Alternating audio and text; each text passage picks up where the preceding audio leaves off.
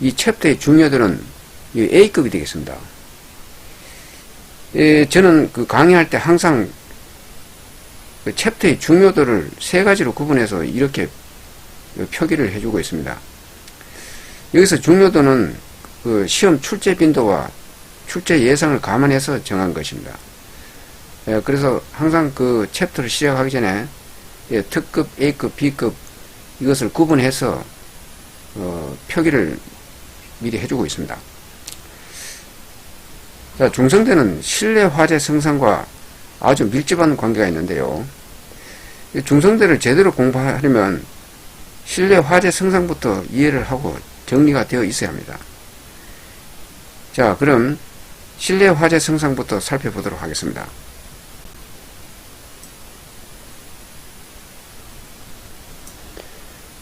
자, 이것은 화재실의 단면도입니다.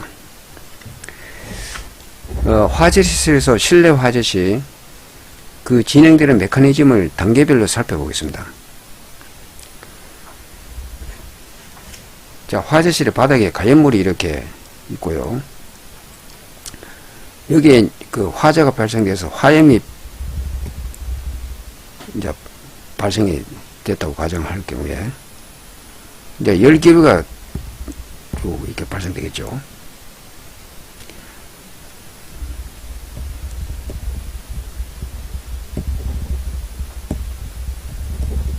열기류가 발생되면 온도가 상승하겠죠.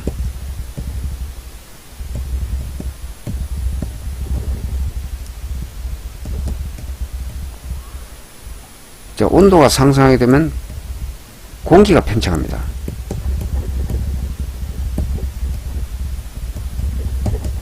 공기 팽창하면 공기 밀도는 감소되겠죠.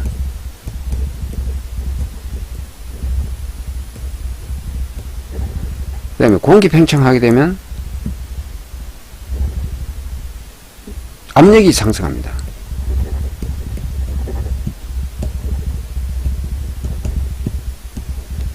압력이 상승하면 이제 불액이 발생되죠.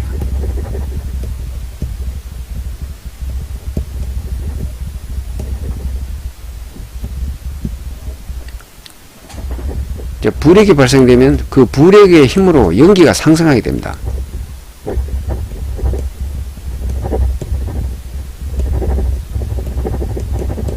연기 상승하고 또 배출로 이어지죠. 이런 단계로 이제 그 진행이 되는데요. 자, 만약에 여기에 수직 샤프트가 형성이 되었다고 봤을 때, 수직 샤프트가, 그러면 이 수직 샤프트 안에 상하간의 암적차로 인해서 그 불액 발생으로 연기가 상승을 하게 되는데, 요 수직 샤프트 안에 불역을 그 스택 이펙트라고 합니다.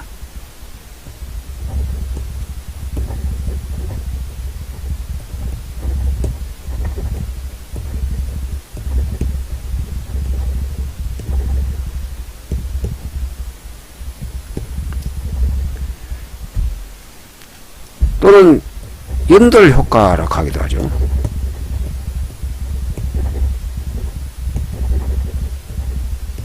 또는 굴뚝 효과, 또는 드래프트 이펙트라고 하기도 하고,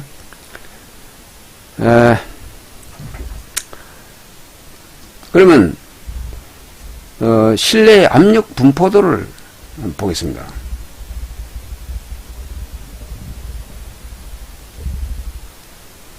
이렇게 이제 압력 분포도가 형성이 된다고 봤을 때, 여기가 정압 플러스, 여기가 부압 마이너스, 이렇게 되고, 그래서 이 상부에는 실내 압력이 실외보다 더 이제 높아지겠죠. 압력이 상승되어 있기 때문에.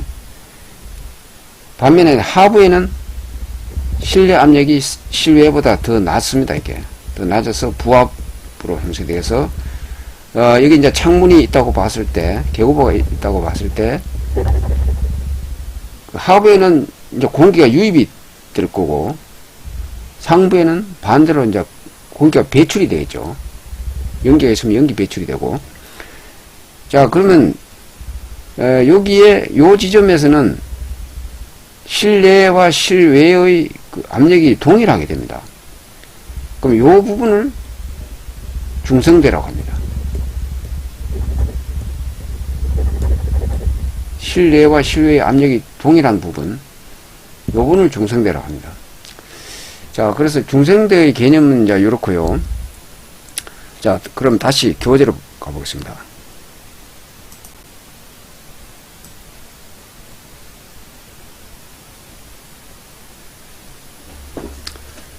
교재에서 실내 화재 시 온도가 상승한 만큼 공기 밀도가 감소하고 공기 팽창에 의하여 압력이 상승한다 했죠. 또 이로 인해 실내 상부의 압력은 실외보다 높고 실내 하부의 압력은 실외보다 낮아진다 그랬죠. 자, 그래서 그 높이의 중간 지점에는 실내외 정압이 같은 부분이 있게 되는데 이 부분을 이제 중성대라고 한다 그랬습니다. 뭐 요기에 대해서는 바로 앞전에 실내 화재 성상에서 다 설명이 되었습니다만은, 자, 그 다음 실내 화재 시 계급의 압력 분포를 이제 보겠습니다. 자, 실내외 압력 차 계산하는, 이번에 그 116회 그 문제에서도 실내외 압력 차 계산하는 문제도 나왔습니다만, 거기서 이 최종적 공식은 이제 요겁니다. 요건데, 시험 문제에서도, 이 공식을 유도하는 과정에 대해서도 물었어요. 그래서 유도는 이제 요렇게 하면 됩니다. 교재에 이미 다 나와 있던 상인데요. 자, 델타 P는 P0, 즉, 실외의 압력, 마이너스 PI, 실내의 압력. 이것이 이제 델타 P가 되지 않습니까? 그 델타 P를 구하기 위해서는 이제, 요 식을 이용하는데요. 자, 이것은, 여러분 유체역학 할 때 많이 사용했던 공식이죠. P 이코로 감마 H. 즉, 감마는 비중량, H는 이제 위치수도죠. 자, 여기서 또 감마는 또 따로 보면은 비중량은 ρg, 즉 밀도, 로는 밀도, g는 중력가속도죠. 밀도 곱하기 중력가속도가 이제 비중량인데, 여기서 또 밀도가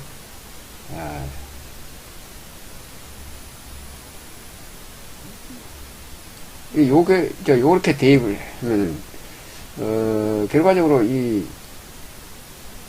이게 이제 감마 H가 되는 거죠. 감마 H가 되는 거죠,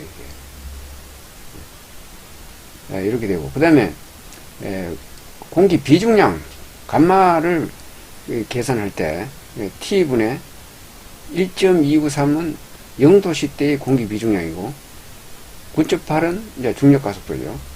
273은 0도씨 때의 절대온도.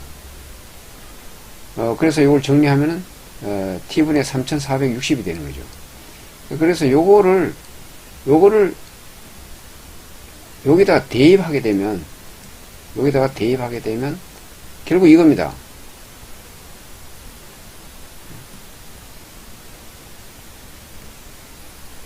결국 이거죠.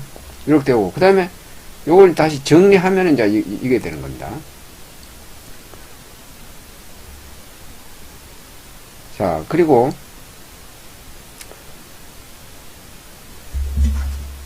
계급의 면적과, 계급의 높이와의 관계식. 계급의 면적과 높이의 관계식. 이겁니다. 즉, 이 중성대 높이를 산출할 때, 이제 이 식을 이용합니다. 중성대 높이 산출할 때. 그래서, 여기서 이제, 라지 H는 이제 이거죠. 이 전체 높이. 그 다음에 H1, 스몰 H1, 스몰 H2는 이제 중성대를 기준해서 중성대 하부 높이, 그 다음에 상부 높이. 이렇게. 그 다음에 이제 계급부 크기는 이제 A1, A2. 해서 이제 요런 식이 가지고 이제 중성대 높이를 산출합니다. 계산 예는 요 뒤에 바로 나옵니다. 자, 그러면 계고부 크기에 따른 중성대의 변화. 요것은, 이것도 뭐 요번에 그 176회 그 시험 문제 그대로 나왔던 겁니다. 이게. 그대로 요렇게, 요걸 묻는 문제가 그대로 나왔었는데요. 여기 그대로 되요. 요렇게 그림을 그리고 이제 이렇게 설명하면, 여기 나온 그대로 설명하면 되는 겁니다. 자, 한번 보십시다. 계고부 크기가 상하부가 동일했을 경우에는 압력 분포도가 이 점선 따라서 요렇게 되겠죠. 즉, 이제 압력 분포가 요렇게, 여기도 똑같이 요렇게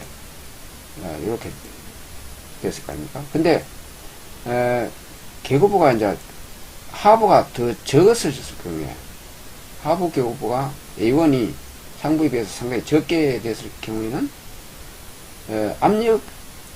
실외보다 압력이 차이가 더 많이 나버리죠. 많이 나기 때문에, 이렇게, 압력 분포가 이렇게 되는 거죠. 이렇게, 여기는 요까지밖에 안 되고. 그래서, 이제 이렇게 되는 거죠. 압력 분포가. 이렇게 됐단 말입니다. 자, 그러면, 중성대가 당초에는 계고부가 동일할 때는, 상하부 동일할 때는 중성대가 요거죠. 여기인데, 계고부가 하부가 이렇게 적어지면, 중성대가 여기까지, 이제, 옮겨갔습니다. 여기까지. 중성대 변화가 이렇게 생긴다는 얘기입니다. 계고부 크기에 따라서. 이런 개념입니다. 이게. 자, 그러면, 중성대 관련 계산 예를 봅시다. 이번에 그 116회 그 문제에도 이와 뭐 거의 뭐 유사한, 거의 같다고 봐도 되는데, 단, 그 시험 문제에서는 이 높이를 2m가 아니라 60m로 했습니다. 그거는 계단실이기 때문에 계단실 그 전체를 하나의 실로 보고, 계단실 그 높이가 60m란 말입니다. 근데 요거는 한 개 층에 대한 실을 봤기 때문에 2m입니다. 근데 그 개념은 동일합니다. 계단실로 보거나 한 개 층의 실로 보는 거나 개념은 동일하고 계산 방법도 다 동일합니다. 자, 그리고 계고부 크기는 여기서는 그냥 그 상하 계고부가 이제 동일한 걸로 A1 이퀄 A2 동일한 걸로 했지만, 이제 그 요번에 그 시험 문제에서는 상하 계고부가 좀 다른 걸로 이렇게 나왔습니다. 근데 그것도 여기 대입하면 똑같습니다. 대입하는 그 개념은 똑같습니다. 계산하는 방식은. 자, 그래서 여기에 대입을 해서 이제 이렇게 푸는데, 단, 여기서는 뭐 상하 계고부가 동일하다 했으니까, 이제 요게 이제 필요가 없는 거죠. 요게 필요 없고, 나머지는 이제 요게 남는 거죠. A1분의 A2를 제거하면, 여기 남는 거죠. 여기다가 이제 그대로 온도를 대입하고, 자, 298은, 실외 온도가 25도 플러스 273 하니까 298이 나왔고, 그 다음에 873은 실내 온도가 600도라 했으니까 600도 플러스 273 그럼 이제 873이 됐죠.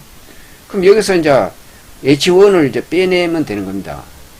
근데 여기서 이제 직접 H1을 빼내려면 조금 계산을 좀 해야죠. 근데 그게 좀 번거로우면 이 공식을 바로 이용해도 됩니다. 이 공식을 바로 이용해서 이렇게 이제 온도하고 이제 계고부 면적 이렇게 넣으면은 바로 이제 이렇게 나오는 거죠. 0.51m. 이거는 이제 H1이기 때문에 이제 중성대로부터 하부에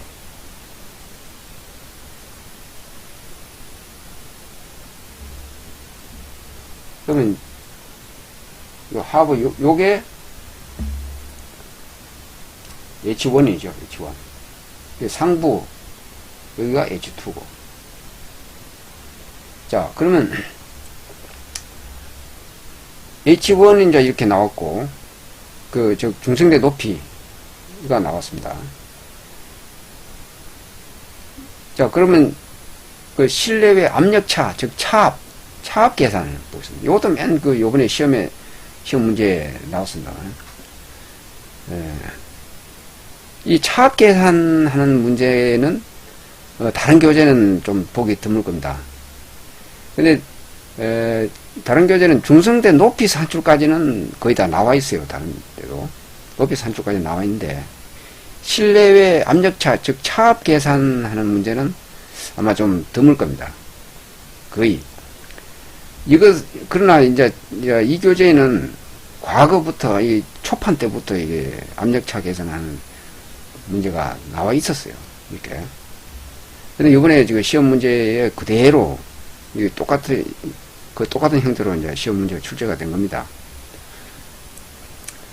자, 이것도 그대로 이제 아까 그 공식 유도했죠. 유도한 데다가 이 공식에다가 그대로 대입만 하면 됩니다. 대입하면. 그래서, 여기서 H2는, 아까 여기 상단부가 H2라고 했죠. 그러니까 상단부 할 때는 H2를 해야 되는데, 아까 구해놓은 건 이제 H1이라고 합니다. 그러면 그 전체 높이에다가 H1을 빼면은 이제 H2가 나오죠. 그래서 나머지는 그냥 온도 그대로 대입하면 되고, 그렇게 하면 결론적으로 이렇게 11.4 파스칼이 나왔습니다. 자, 그러면 하단부 실내외 압력차, 하단부 실내외 차압. 요거는 하단부는 이제 H1 아까 구해놨으니까 H1 그대로 대입하는데, 여기서 좀 이제 주의할 것은, 자, H1은 중성대로부터 하부 아닙니까? 하부니까, 마이너스로 적용해줘야 됩니다. 즉, 그 부합이 작용된다는 얘기죠. 하부는 이제 부합이니까, 공기 유입이 되는 부합이니까, 마이너스로 적용해줘야 된다는 얘기죠. 마이너스. 그래서, 압력도 부합으로, 마이너스 3.9 파스칼, 이렇게 나오게 됩니다. 이 교재에는 중성대 관련 내용이 이렇게 2페이지밖에 되지 않는데요. 그래도 시험 문제에서 요구하는 내용은 거의 다 포함이 되어 있습니다. 이번 116회 중성대 관련 문제만 하더라도 다른 교재에는 보기 드문 차압 계산 문제까지 이미 오래전부터 이렇게 다 나와 있었습니다. 이렇게 핵심 소방기술사 교재는 내용이 간결하게 구성되어 있으면서도 시험 문제에서 요구하는 사항은 대부분 충족을 시키고 있는 것입니다.